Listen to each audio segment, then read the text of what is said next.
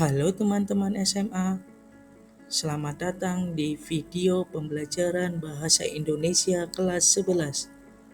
Dalam video ini, mengangkat tema teks berita menarik. Mari kita mulai.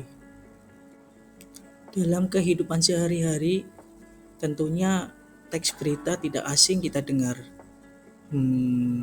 Sebenarnya apa itu teks berita? Mari kita simak.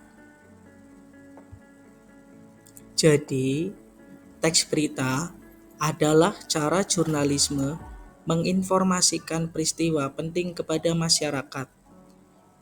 Tentunya teks ini memiliki struktur dan kaidah tertentu. Mari kita pelajari struktur dan kaidah teks berita.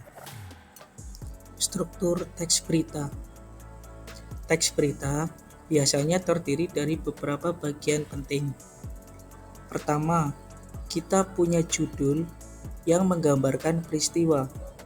Kemudian ada lead yang memberikan informasi inti tentang berita.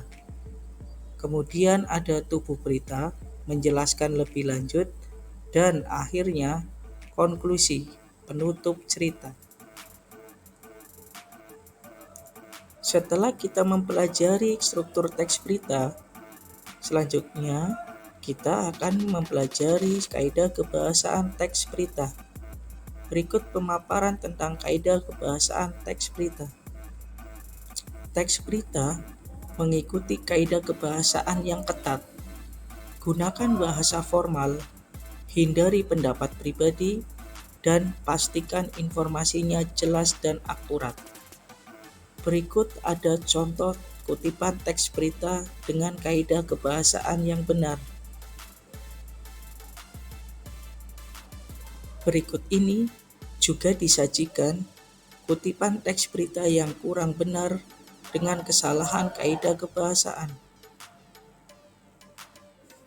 Setelah teman-teman mempelajari materi teks berita, mari kita praktikkan.